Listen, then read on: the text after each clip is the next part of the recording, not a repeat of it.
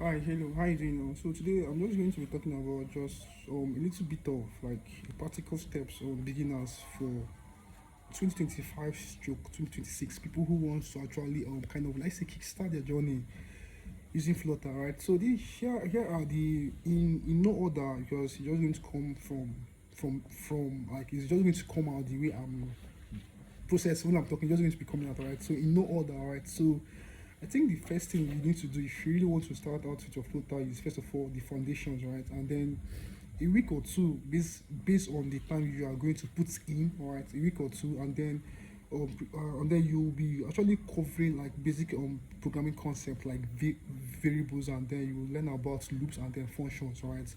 And then also that's on the programming aspect, and then you know that Flutter uses that as a programming language, and then if you have used other programming language, and then you're just going to know that what is going to change is the syntax, a little bit of the syntax. OOP still remain OOP. Functional programming still remain functional programming, right? Regardless of the language you are using, just the syntax and then the user's preference. That's only what is going to change, right? So when you learn then actually I think after your Flutter installation, you just get to know the fundamentals about, alright. So and then I think the next thing you need to look at is core that concept, alright. Which I've talked about the variables, data type, and then no safety. No safety is very important, alright. Then learn about function and then arrow functions, all of function, and then like also you take into async and then and wait and then features, right? Those are things you need to look at. Then when you actually need to talk about like let's say higher level of types of data types, we're looking at collection, list, and map and sets. So these are the data structures, because if you are going advanced, like you will know how you need to get your response from your JSON and then either create it as a list of map or your models. Those are things which you need to look at. And then the next phase, which is going to, I don't know, it depends on your time schedule though. This is going to be taking you like 3 weeks to 4 weeks, like learning basic concept of UI. All right, Flutter Cookbook is loaded with UIs, friendly UIs, tutorials, and everything. All right. Also you learn about widget lifecycle. All right. Then basic concept of widgets. We have containers, we have text, we have row, and then stack, and then basically stack scaffold, which is the entry point of any applications, right? Then input your text form, and then first of all you start building your physical project. Start getting your hands dirty by building projects, all right? Like by building project, then you can now scale up your learning path, all right? Which you like scale up your learning path, then start talking about state management.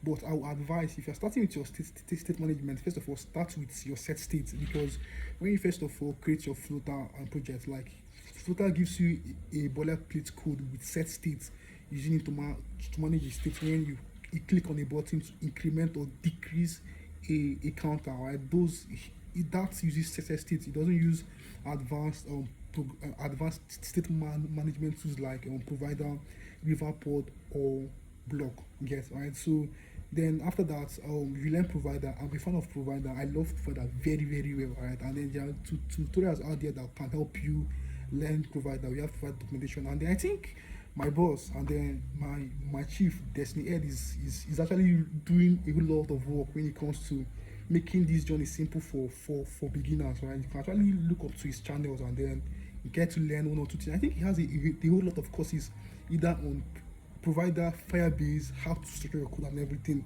So you can just look up to those stuff and then learn, and then because I know that a whole lot of things will just fly by. Just pick up one or two things and learn, alright. So then after your state management, you just like navigation and routing. So that's still pretty chill. Then you now start working with that, like start working with that and everything. So that's basically how you can get started. And then also projects you really need to do. And I think first of all you need to start with a to do application to help you to store your data locally, and then try to build a small recipe application or e-commerce application. Then just try to build a data a weather application. What a weather app will help you do is because there are free open source APIs to be able to check the weather. It will help you to know how to consume APIs and everything. So pretty much that's basically 10. You can now advance to HTTP request and other stuff. So if you really want to know more and then learn more, just stay tuned and then just give me a follow. Thank you.